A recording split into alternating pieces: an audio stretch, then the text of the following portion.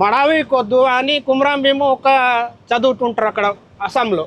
ఈయన కుమ్రాం భీముకు చావు, కానీ మాకుంది మంత్రం ఉంది, అది మంత్రం పెడితే కుమ్రాం భీము చావుస్తారు అని చెప్పింది. ఎవరికి? ఈయన గవర్నమెంట్కు, ఈయన బ్రిటిష్ వాళ్ళకు. అంటే ఎవరు చెప్పిండ్రు అది? ఈయన మడవి కొద్దు. మడవి కొద్దు మంచోడు కాదా? మంచుడు కాదు అన్న, ఆయన బ్రిటిష్ వాళ్ళతో చేయగలిపిండు. జై కల్పండు. ఈ మందు అస్సాంలో ఇది తెచ్చి పెడితే కుమ్రం భీం చచ్చిపోతారు ఓకే అని మొత్తం చెప్పింది. చెప్తే నీకు 100 ఎకర్ భూమి ఇస్తాం రా.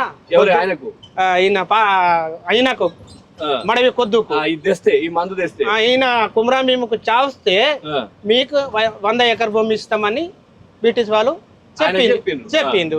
నువ్వు చంపేస్తే నీకు 100 ఎకరాల భూమి ఇస్తాం అని ఇచ్చింది మాట ఇస్తే ఈయనకు ఎవరో చెప్తారు, అరే కుమ్రాం భీము ఇట్లా మడవి కొద్దు ఇట్లా అయితే చెప్పింది, కానీ సైన్యం వస్తారు ఏం చెప్తారో కానీ ఇప్పుడు అంటే తయారస్తారు అని మళ్ళా ఢిల్లీ.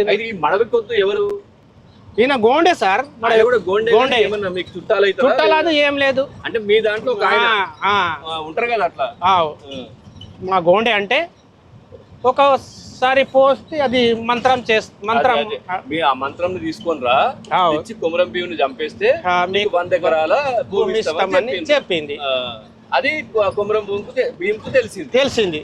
అరే నేను చెప్తారని అన్న అక్కడ గవర్నమెంట్ ముఖ్యమంత్రి అని అప్పుడు ఏమో అన్నారు, అది భాషలు రాదు, కానీ ఢిల్లీ నుంచి వచ్చి కుమ్రం భీముకు మాత్రం ఏనో కానీ పట్టుకపో అని వచ్చింది అట.